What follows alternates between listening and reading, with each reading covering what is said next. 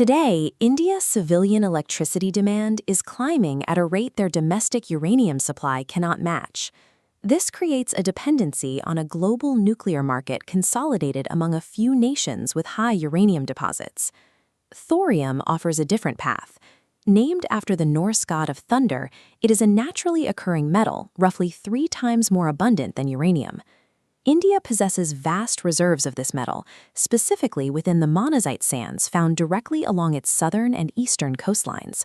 This world map highlights the scale of that geological advantage. Of the estimated 16 million tons of monazite on Earth, 12 million are located on these Indian shores.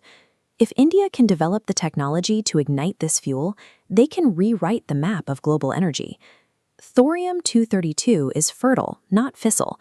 When hit by a neutron, the nucleus absorbs it, but cannot sustain a chain reaction on its own.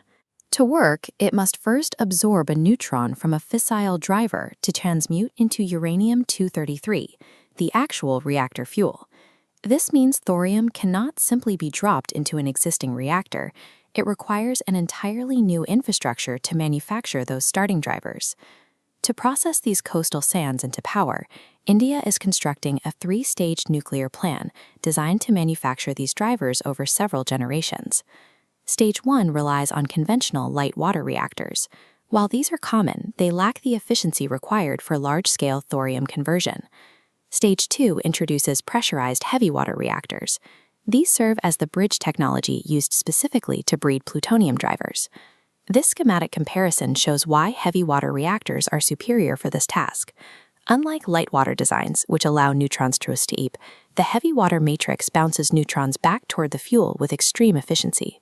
The goal of Stage 2 is to manufacture a significant stockpile of plutonium. India is using current uranium technology to build the match that will light their thorium grid. For maximum efficiency, engineers are looking toward the molten salt reactor. In this setup, the fuel is dissolved directly into a fluid salt. It circulates through the system, acting as both fuel and heat transfer coolant. Because thorium oxide has a melting point of 3,300 degrees Celsius, these reactors can operate at extreme temperatures while maintaining low internal pressure. This schematic illustrates a passive safety mechanism called the freeze plug. If power fails, a plug at the bottom of the core melts, allowing the liquid fuel to drain safely into a catch basin, where the reaction stops. Thorium also offers a non-proliferation benefit. The uranium-233 produced is contaminated with uranium-232, which emits intense gamma radiation. This radiation makes the material extremely dangerous to handle and easy to detect, ensuring the fuel is almost impossible to weaponize. If thorium is safer, more abundant, and harder to weaponize, why isn't the Western world building it? Currently, uranium fuel is cheap and abundant. There is no financial incentive for Western markets to invest in a completely new fuel cycle. There is also a secondary cost. The same radioactivity that prevents weaponization makes thorium fuel rods very expensive and hazardous to manufacture. This technology was proven decades ago. This image shows the 1950s shipping port reactor, which ran on thorium before the program was abandoned for economic reasons. Other nations are filling that gap. This site in the Gobi Desert is where China recently completed its first experimental thorium-based molten salt reactor. While Western markets see thorium as a prohibitive economic hurdle, rising Asian powers view it as a strategic asset to secure their energy future. This brings us to India's final objective, the Advanced Heavy Water Reactor. This reactor is designed as a self-sustaining thorium burner. Once started, it will never need a new supply of fissile drivers from the outside.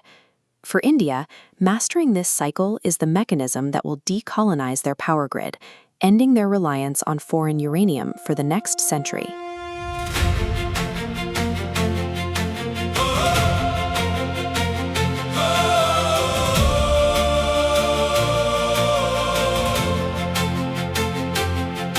Village line always flicker, fan stutters in the heat. Bills stamped in a language only dead can read. Old pipes hold a promise, power comes they said, but the wires run obedient back to someone else's bread.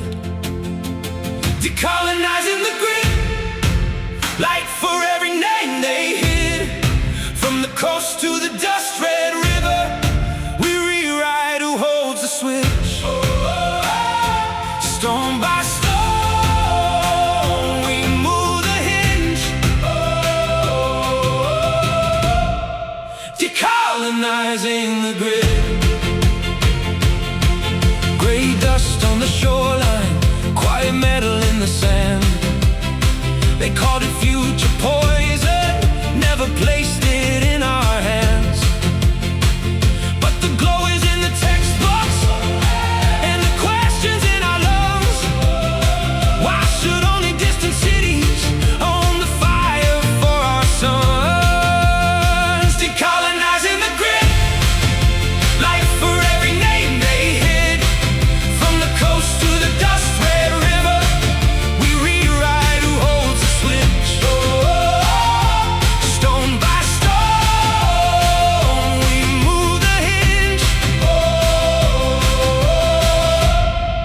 Decolonizing the grid.